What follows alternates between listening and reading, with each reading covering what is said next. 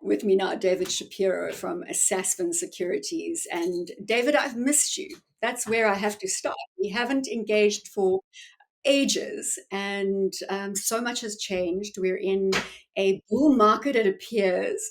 But first of all, just give us a sense of how you are navigating the current environment in South Africa with this rally in equities, the rally in the rand.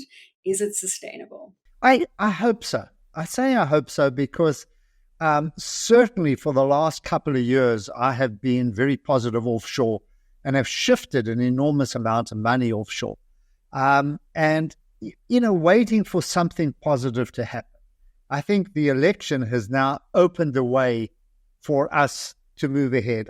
When I say move ahead, it's the first time in many, many years that I've seen optimism about South Africa.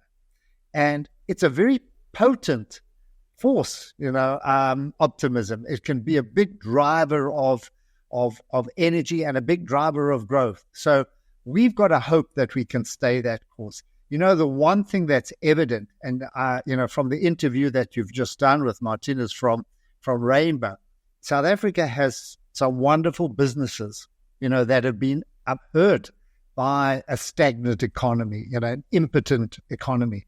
So I think that if we can unleash that force, there's plenty to be positive about South Africa. But it's not going to come easy. That's the point. It's not going to come easy. I was listening to an interview that Alec did with Helen Ziller, the federal chairperson of the Democratic Alliance, DA, and she was saying exactly what you are highlighting. It's going to take time. This is not a quick fix. It's a complicated political scenario, but the positive momentum is there. And Alec and I were also chatting last week, is that it is groundbreaking in terms of, for the first time, having more voices at the table, more checkpoints in terms of what is being executed on the public policy side. So great if we can maintain this, but we're going to have to be patient. And that was what Helen Ziller was saying. I think that's what you are echoing as well. Funny, I wrote an article for today in the Jewish Report, and I was asked to write something about how I see things. And my conclusion, and I've been saying this for a long time, people will invest in a country in which they want to live, work, and bring up their children. So you've got to create that environment. You don't need fancy strategies. You don't need massive industrial, what's with, plans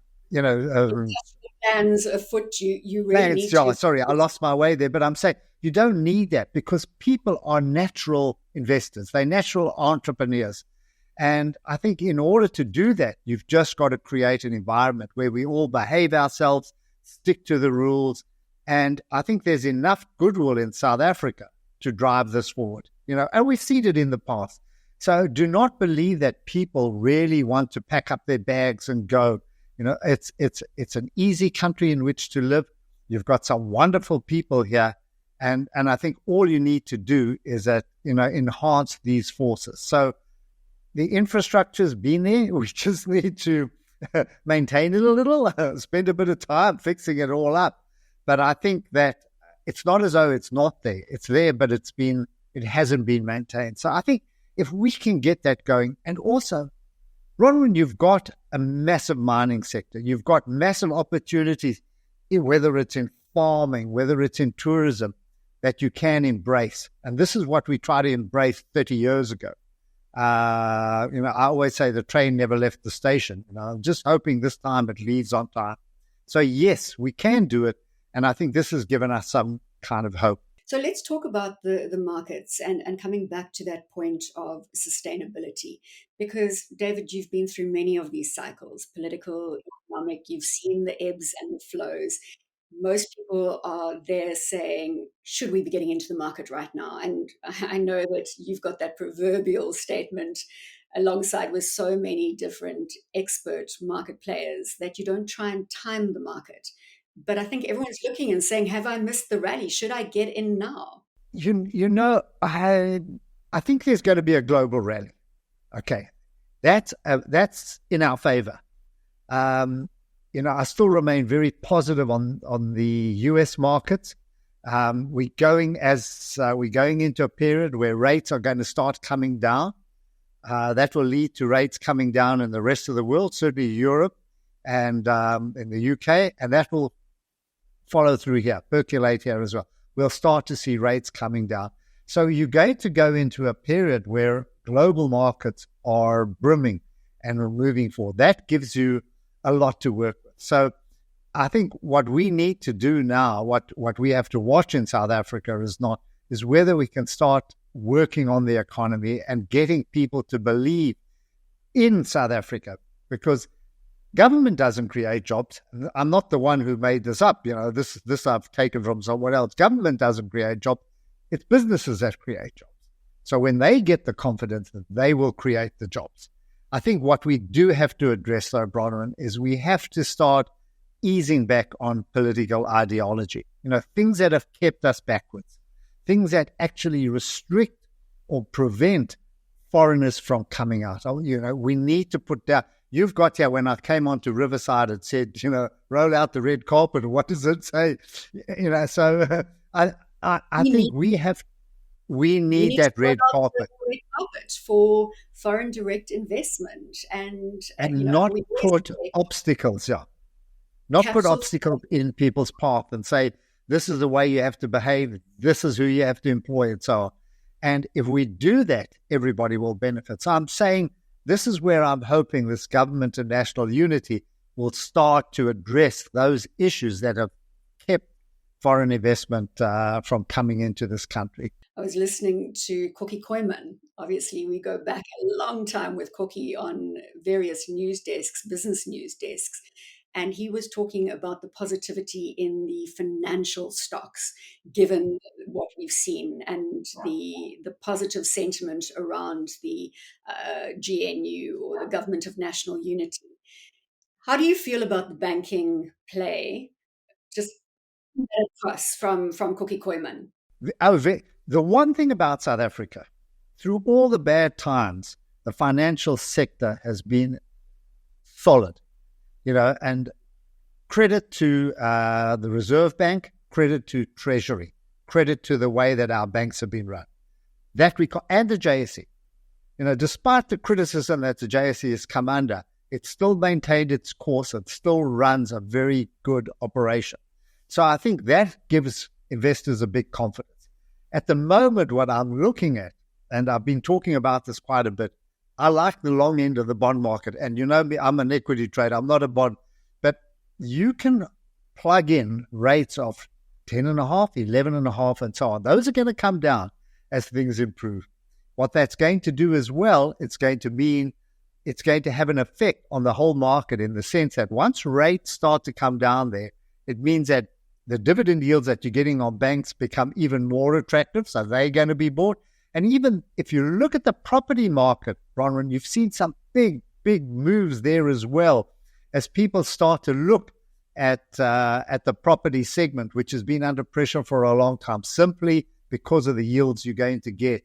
And that's another segment that has been incredibly well run. We've got some very good operators there that have suffered as a result of higher interest rates, and also because of a very sluggish economy and the other issues we've had from load shedding and higher costs and other things that have come in trying to run their operation. So I think when you start to look at that, there are opportunities in that sector. And I respect Koki. He knows significantly more than I do about that area of the market. So banks aside, you mentioned property. Where specifically are you seeing value? Can you give us a little color? I think, I'm not a property expert, but I always look at yield, and I'm saying, where can clients put safe haven money and get good returns? And I'm sure in some of the, if I start recommending, it's not going to be because I haven't done the research. But, I was looking at Growthpoint. I was looking at Vakili. I was even looking at storage. I was looking at the gains that have been made in these kind of businesses. So I point people in that direction. Just on having a look at property stocks. You've got to do your research And you've got, in the same question that I asked Martinez earlier, in that, how will interest rates coming down start to impact on those segments? I think those are going to be first out the block. Then we'll start to see the benefits of consumers having more money in their pocket as rates start to come down and they spend more and feel a bit more confident.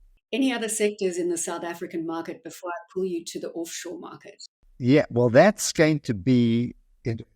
Our miners have come under pressure, and it's been a set. Just to go back a bit, the JSE is 80% offshore. When you look at the miners and we start to look at all those big giants, ABN Bev, British American Tobacco, Naspers, Process, all of those. So there's the JSE Inc. SA Inc. is actually a very small segment, but there's some very, decent companies within that. What I think is also going to happen is that rates start to come down, dollar starts to ease back a little, you're going to see commodity prices pick up. And this is a segment not necessarily related to government and national unity, but this is a segment that also could start to pick up.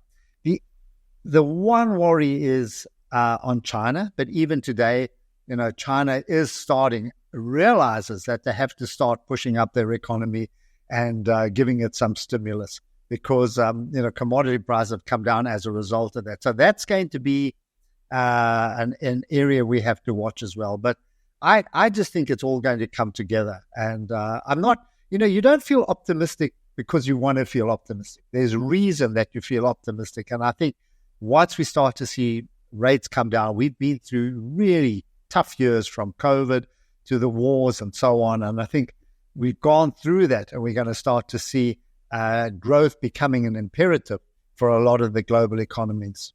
We've chatted for so long about your offshore thesis, and I wish I had listened to you when you first put Nvidia into the conversation. You were saying Nvidia, Nvidia, Nvidia, and look at where it is now. I think you started talking about Nvidia back in 2017.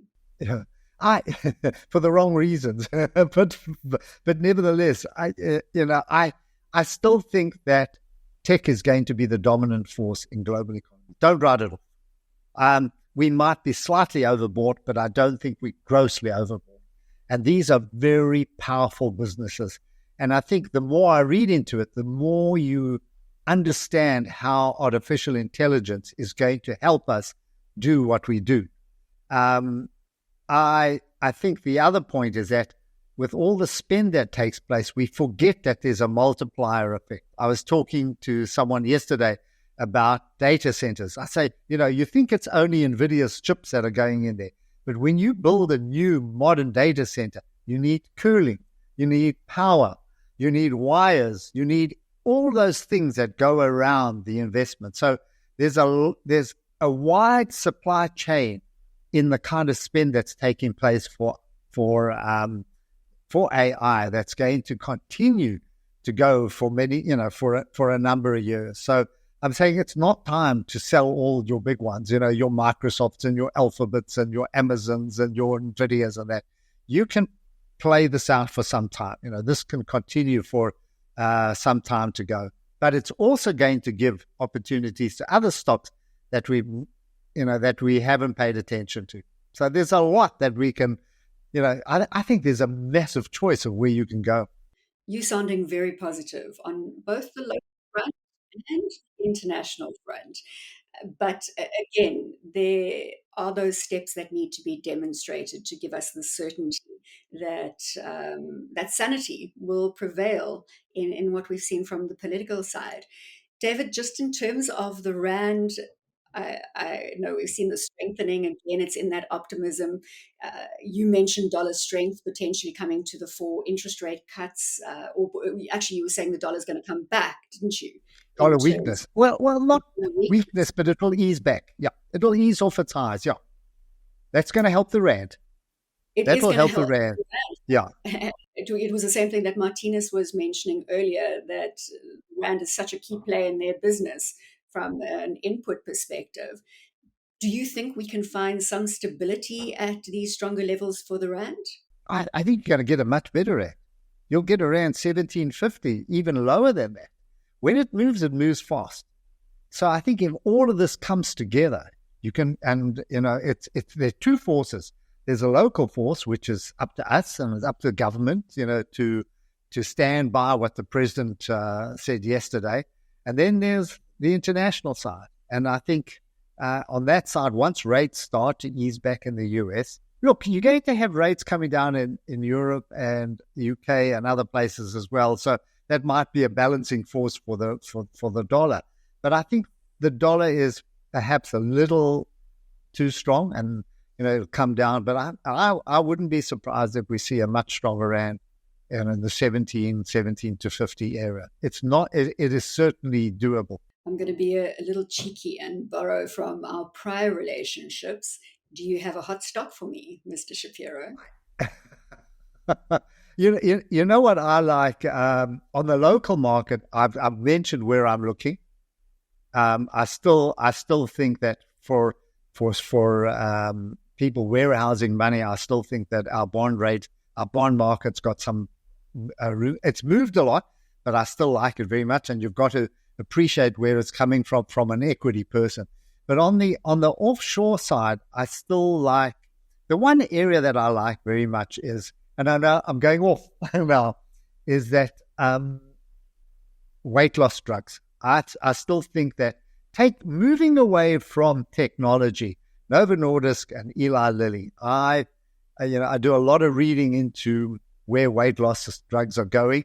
There was a report yesterday from India where there are purportedly 18 million obese people and 240 million people who are overweight and who can't get these drugs, which are genuine drugs. These are not celebrity drugs. These are not there so that Kim Kardashian or whoever can lose a kilo or so. There are really long-term benefits to it. And obesity and diabetes are very serious killers. So I think that, and these are proven drugs which not only help you lose weight and improve your life, but have a lot of other benefits as well. So I think this is an area that you can continue to watch, certainly as an investment area. Novo Nordisk and Eli Lilly, and I'm sure a lot of other companies are going to come soon with similar type of drugs. And Eli Lilly, you mentioned Eli Lilly. What about the relationship with Aspen from a local perspective? Yes, because that's right. Because I think they could get the license to produce those drugs here.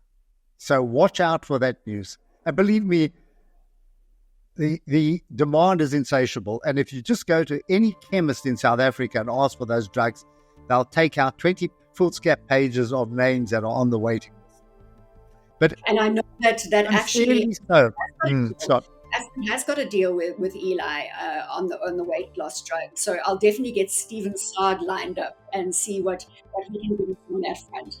David, such a pleasure. I said to you, I missed you at the beginning. Have you missed me? I have. It's not my fault. You don't phone me. I'm always around. As soon as you gave an invitation, I accepted. I didn't say I was busy. I look forward to many more engagements. It's so good to have this conversation again with you. David Shapiro, Sasfin Securities. Thank you, sir.